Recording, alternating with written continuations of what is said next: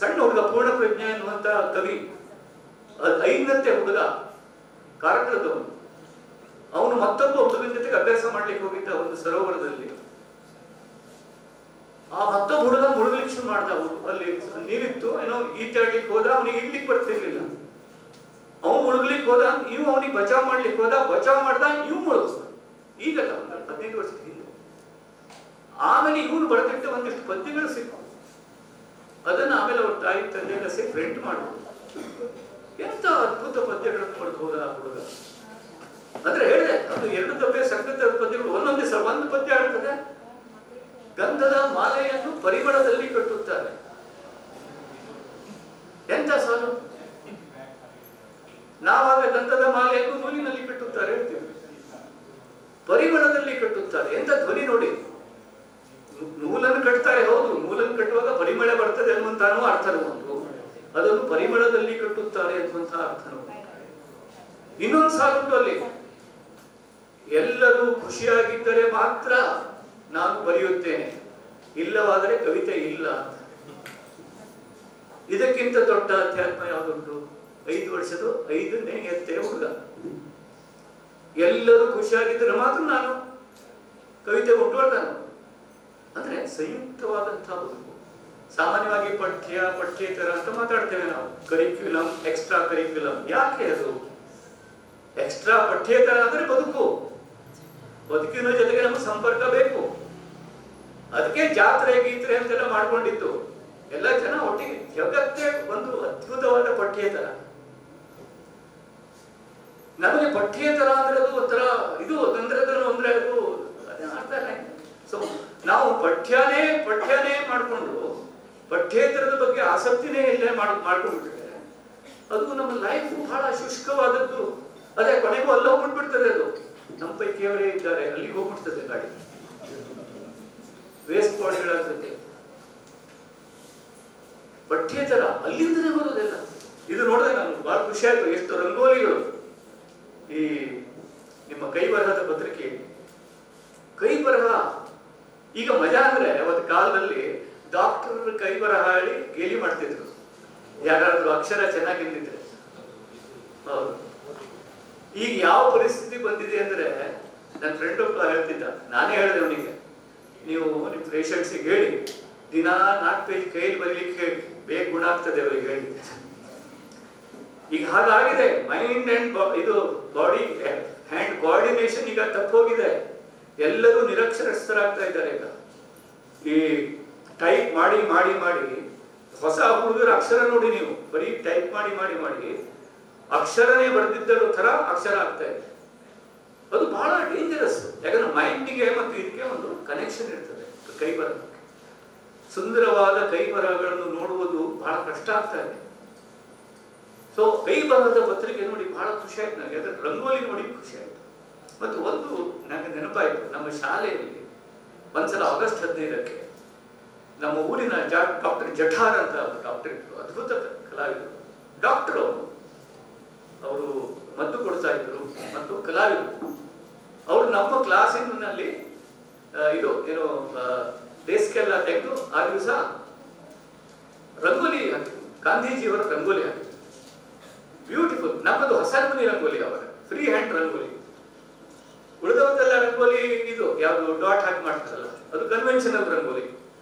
ಗುಂಡು ಹಾಕಿ ಚುಕ್ಕಿ ಹಾಕಿ ಜೋಡಿಸಿ ಆಮೇಲೆ ಅದರಲ್ಲಿ ಬಣ್ಣ ಹಾಕಿ ಮಾಡೋದು ಆಮೇಲೆ ಬಂತು ಸ್ವಲ್ಪ ಆವಿಷ್ಕಾರ. ಬಟ್ ಆಗ ಸುಧಾದಲ್ಲೆಲ್ಲ ಚಿತ್ರಕುಟೀರ ಅಂತ ರಂಗೋಲಿ ಬರ್ತಿತ್ತು, ಅದನ್ನು ನೋಡಿ ಎಷ್ಟೋ ಜನ ಹಾಕ್ತಿದ್ರು. ಇವರು ನಮ್ದು ಜಠಾರ್ದು ಫ್ರೀ ಹ್ಯಾಂಡ್ ರಂಗೋಲಿ. ಅದು ಹೆಂಗು ಅಥವಾ ಅವ್ರು ಮತ್ತೆ ಎಲ್ಲರ ಬಂದು ಮಾಡ್ತಿರ್ಲಿಲ್ಲ. ಅವರು ರಾತ್ರಿಗೆಲ್ಲ ಬಂದು ರಂಗೋಲಿ ಹಾಕಿ ಬೆಳಿಗ್ಗೆ ಹೋಗಿ ನೋಡಿದ್ರೆ ನಮ್ಮ ಕ್ಲಾಸ್ ರೂಮ್ ಡೆಸ್ಕ್ ಎಲ್ಲ ತೆಗೆದು ಬ್ಯೂಟಿಫುಲ್ ರಂಗೋಲಿ ಜಠಾರ್ ಡಾಕ್ಟರ್. ಎಷ್ಟರ ಮಟ್ಟಿಗೆ ಅಂದ್ರೆ ಗಾಂಧಿಯ ಸೊಂಟದಲ್ಲಿರುವ ಗಡಿಯಾರ ಎಲ್ಲ ವಾ ಹೆಂಗೆ ಅದು ಗಡಿಯಾರದ ಗ್ಲಾಸ್ ಇದ್ದಂಗೆ ಕಾಣ್ತದೆ. ನಮ್ದೆಲ್ಲ ಭಯಂಕರ ವಿಮರ್ಶೆಗಳು ಮಕ್ಕಳು ಮಾಸ್ಟರ್ ಎಲ್ಲ ನೋಡಿ ಇದು ನೋಡಿ ಅದು ನೋಡಿ ಅಂತೆಲ್ಲ ನಾವು ಬ್ಯೂಟಿಫುಲ್ ರಂಗೋಲಿ. ಖುಷಿ ಆಗೋದು. ಊರವರೆಲ್ಲ ಬರ್ಲಿಕ್ಕೆ ಶುರು ಮಾಡೋದು ನೋಡ್ಲಿಕ್ಕೆ. ಆಯ್ತು, ಈಗ ನೆಕ್ಸ್ಟ್ ಡೇ ಮತ್ತೆ ಶಾಲೆ ಶುರು ಆಯ್ತಲ್ಲ, ಶುರುವಾಗ್ಬೇಕಲ್ಲ. ಶುರುವಾಗಬೇಕಾದ್ರೆ ರಂಗೋಲಿ ತೆಗೆಯುವುದು ಹೆಂಗೆ? ಈಗ ರಂಗೋಲಿ ತೆಗಿಲಿಕ್ಕೆ ಯಾರು ತಯಾರಿಲ್ಲ. ಯಾರು ತಯಾರಿಲ್ಲ ಈಗ. ಯಾರಿಗೆ ಗೊತ್ತೇ ತೆಗಿಲಿಕ್ಕೆ ಮನಸ್ಸು ಬಿಡಲಿಲ್ಲ. ಅದೊಂಥರ ಅದು ಅತ್ಯಂತ ಪೂಜ್ಯವಾದಂತಹ ಒಂದು ರಂಗೋಲಿ. ಅದು ಇದನ್ನು ತೆಗಿಲಿಕ್ಕೆ ತಯಾರಿಲ್ಲ, ಅವರು ತೆಗಿಲಿಕ್ಕೆ ತಯಾರಿಲ್ಲ, ದೀಪರ ಮಾಸ್ತರು ಎಲ್ಲರೂ ಯಾವ ಮಾಸ್ಟರು ತೆಗಿಲಿಕ್ಕೆ ತಯಾರಿಲ್ಲ.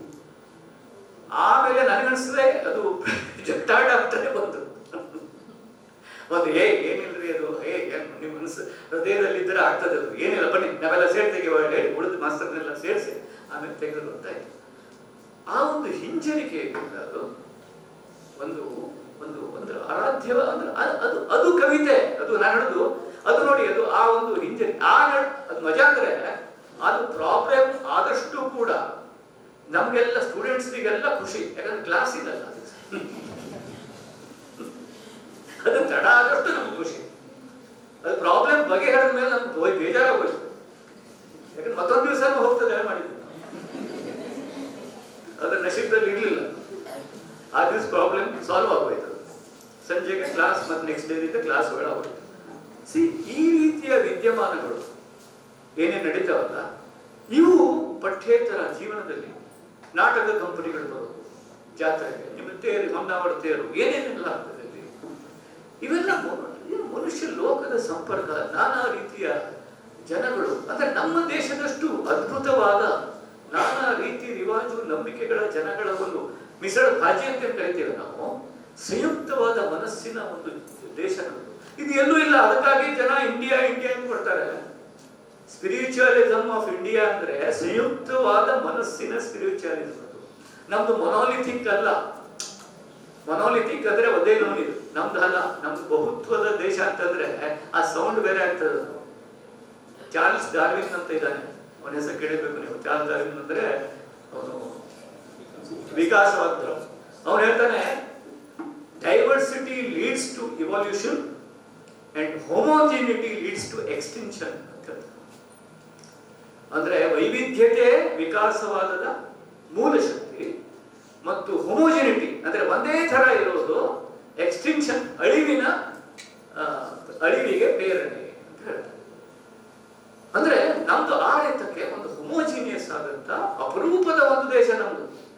ಅದಕ್ಕಾಗಿ ಅದು ಸ್ಪಿರಿಚುವಲ್ ಇಷ್ಟು ನಮೂನಿ ಭಾಷೆ, ಪ್ರತಿಯೊಂದು ಭಾಷೆಯಲ್ಲೂ ಎಷ್ಟು ನಮೂನಿ ಕೊಂಕಣಿ, ಅದು ಇದು ನಮ್ಮ ದೇಶದಲ್ಲಿ ಎಷ್ಟು ನಮೂನಿ ಭಾಷೆ. ಕನ್ನಡದಲ್ಲಿ ಏನು ಉತ್ತರದಿಂದ ದಕ್ಷಿಣಕ್ಕೆ ಹೋಗೋಣ ಎಷ್ಟು ನಮೂನಿ ಭಾಷೆ. ಒಂದು ಹವ್ಯಕದಲ್ಲೂ ಹೆಂಗೆ ಸಿಡ್ಸಿಲ್ ಒಂದು ರೀತಿ, ಸಿದ್ದಾಪುರದಲ್ಲಿ ಒಂದು ರೀತಿ, ಕಟ್ಟಕಳದ ಒಂದು ರೀತಿ. ಹೌದು, ಎಷ್ಟು ರೀತಿ. ಕೊಂಕಣಿಯಲ್ಲಿ ಎಷ್ಟು ರೀತಿ, ಕನ್ನಡದಲ್ಲಿ ಎಷ್ಟು ರೀತಿ, ಇಷ್ಟು ರೀತಿಯ ಇದು.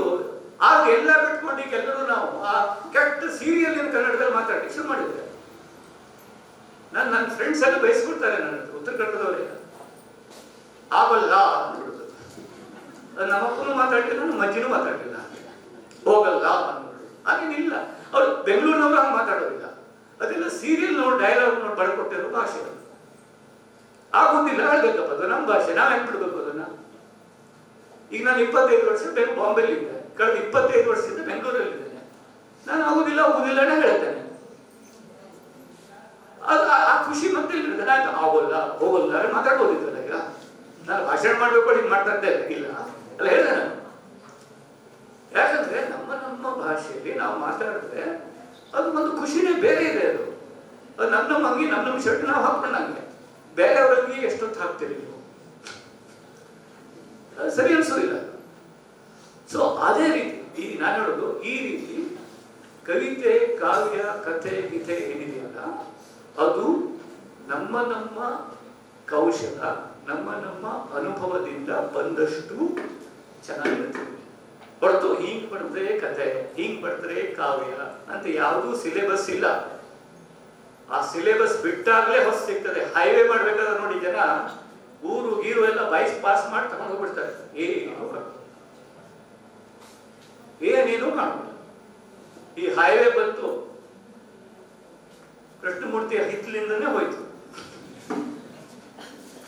ಅವನ ತುಳಸಿ ಕಟ್ಟೆನೂ ಹೋಗ್ಲಿಲ್ಲ ಪುಣ್ಯ. ಎಂತ ಮಾಡ್ತಾರೆ ಆ ರೀತಿ ಎಂತದು ಈಗ ಅಲ್ಲಿ ಮೈಸೂರು ಬೆಂಗಳೂರು ಹೈವೇ ಆಯ್ತು.